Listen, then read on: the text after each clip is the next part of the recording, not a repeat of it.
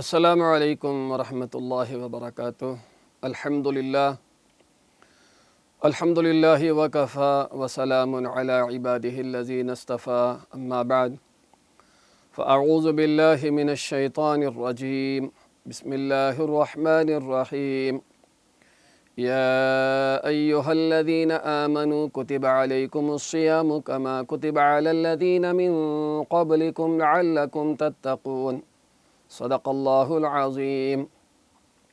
وقال رسول اللہ صلی اللہ علیہ وسلم، من صام رمضان ایمانا واحتسابا غفر له ما تقدم من ذنبه، او كما قال رسول اللہ صلی اللہ علیہ وسلم، اللہم صل علی سیدنا محمد وعلی آل سیدنا محمد وبارک وسلم۔ الحمدللہ، سال کے 12 مہینوں میں جو سردار قسم کا مہینہ ہے رمضان المبارک، ایک حدیث میں بھی ہے، حضرت سلمان رضی اللہ تعالیٰ عنہ روایت کرتے ہیں، خطبنا رسول اللہ صلی اللہ علیہ وسلم فی آخر یوم من شعبان، کہ رسول اللہ صلی اللہ علیہ وسلم نے شعبان کے بالکل آخر دنوں میں ہم تمام صحابہ سے خصوصی خطاب فرمایا، اور رسول اللہ صلی اللہ علیہ وسلم نے اہتمام سے ارشاد فرمایا، یا ایھا الناس، اللہ کے بندو، قد اظلکم شہر عظیم شہر مبارکم، کہ ایک بہت عظیم الشان اور برکتوں والا مہینہ تم پر سایہ فگن ہو رہا ہے، یعنی بالکل قریب تر ہے۔ جعل اللہ صیامہ فریضۃ، اللہ نے اس مہینے کے روزوں کو فرض فرمایا ہے، وقیام لیلہ تطوعا، اور اس مہینے کے رات کی قیام کو اللہ نے ثواب کی چیز بنایا ہے۔ طویل حدیث ہے، اور اس حدیث میں اللہ کے نبی صلی اللہ علیہ وسلم نے دن کے روزوں کے تعلق سے اور رات کی خصوصی نماز، یعنی جس کو ہم اپنی اردو میں عرف عام میں تراویح کہتے ہیں، اس کی فضیلت کو بیان فرمایا، اور اسی طریقے سے افطاری کرانے والے کی فضیلت اور اس کا ثواب بیان فرمایا، اور کئی باتیں رسول اللہ صلی اللہ علیہ وسلم نے ارشاد فرمائی۔ اور سب سے پہلے اس میں یہ بھی فرمایا کہ اللہ سبحانہ تعالیٰ نے ایک رات اس مہینے میں رکھی ہے جو کم سے کم 1000 مہینوں سے بھی زیادہ افضل ہے، اس کو لیلۃ القدر کہتے ہیں، جو ہم اپنی عرف عام میں شب قدر کہتے ہیں، یہ بھی ہے۔ اس کے علاوہ اس میں اللہ کے نبی صلی اللہ علیہ وسلم نے یہ بھی بتایا کہ وہو شہر الصبر، اس مہینے میں صبر کرنا پڑتا ہے، یہ صبر کا بھی مہینہ ہے، والصبر ثوابہ الجنہ، اور دیکھیے صبر کا بدلہ جنت سے کچھ کم نہیں ہے، یعنی جنت سب سے بڑی جو چیز ہے، جیسا کہ قرآن کریم میں بارہا کہا گیا کہ فمن زحزح عن النار وادخل الجنۃ فقد فاز، کہ جو جہنم سے بچا لیا گیا اور جنت میں داخل کر دیا گیا وہی کامیاب ہوا، اور بہت بڑی کامیابی اس کو ملی۔ جنت مل جانا یہ بڑی کامیابی، اللہ خود فرماتے ہیں، تو بڑی کامیابی اس مہینے کے صبر پر ملتی ہے۔ اور پھر اس کے ساتھ ارشاد فرمایا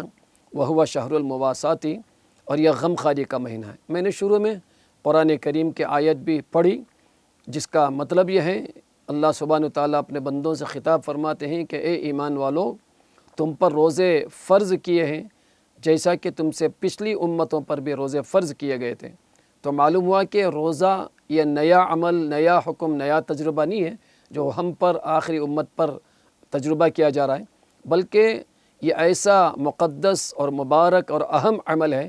کہ پچھلی ساری قوموں کو اس عمل سے سیراب کیا گیا، اس عمل کا موقع دیا گیا، تو آخری امت کو بھی اس سے محروم نہیں رکھا گیا۔ گویا کہ اس میں تسلی بھی ہے اور اس کی اہمیت بھی ہے کہ پچھلی کوئی قوم، پچھلی کوئی امت اس روزے والے عمل سے خالی نہیں رہی ہے، اس لیے تم کو بھی اس میں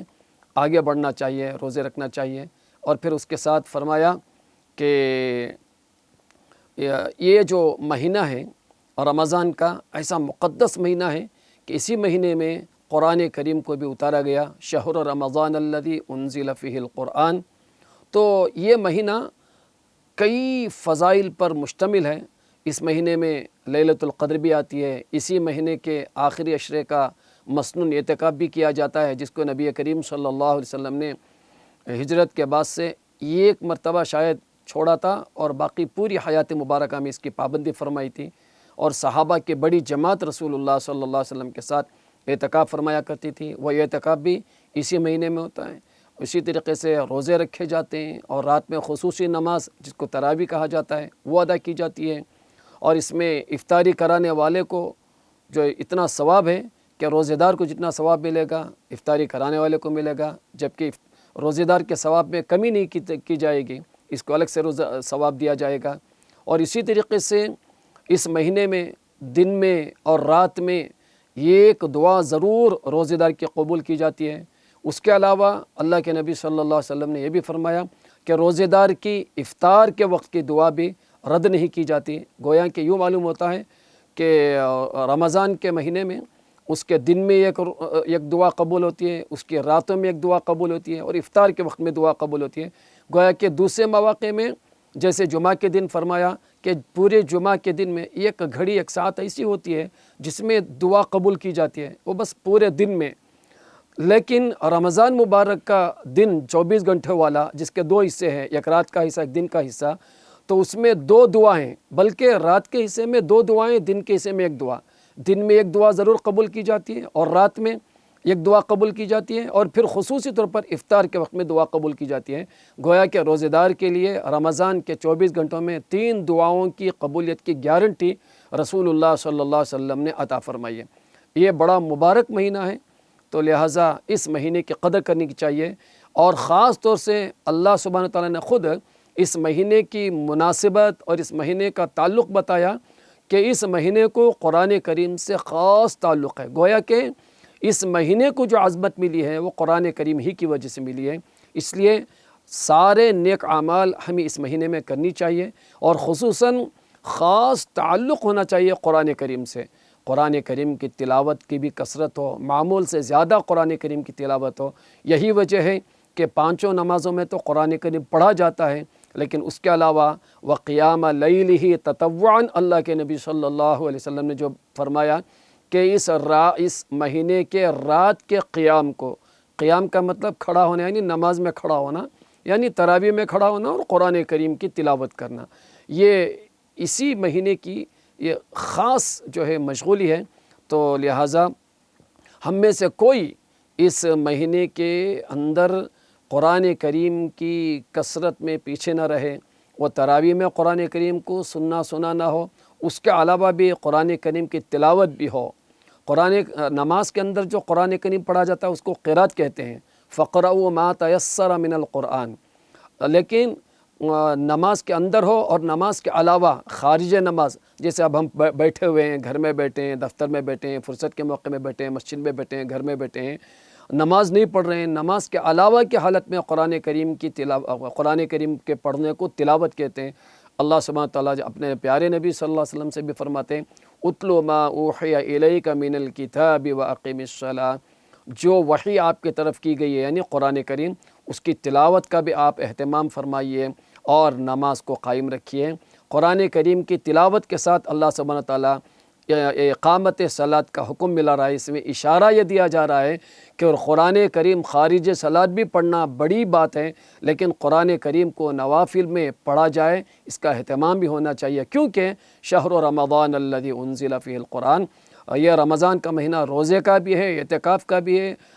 بہت سارے اعمال کا ہے، لیکن خاص طور سے رمضان کا مہینہ قرآن کریم کا مہینہ ہے۔ اس لیے سارے اعمال کے ساتھ اس مہینے میں ہمارا تعلق قرآن کریم سے ہونا چاہیے، تلاوت بھی ہو، قرآن کریم کا ترجمہ اور مستند اور معتبر قرآن کریم کے تفسیر کا مطالعہ بھی ہو، قرآن کریم پچھلے سال تک جتنا قرآن کریم سے ہمارا تعلق بنا تھا اس سے زیادہ اس مہینے میں قرآن کریم کے مہینے میں رمضان میں ہمارا تعلق قرآن کریم سے مضبوط ہو، اس کا اہتمام ہونا چاہیے۔ باقی باتیں انشاءاللہ آئندہ کی جائے گی۔ اللہ سبحانہ وتعالی ہم سب کو رمضان کی قدر کرنے کی توفیق عطا فرمائے، قرآن کریم سے خاص لگاؤ رکھنے کی اللہ ہم سب کو توفیق عطا فرمائے، آمین۔ وآخر دعوانا ان الحمد للہ رب العالمین، والسلام علیکم ورحمۃ اللہ وبرکاتہ۔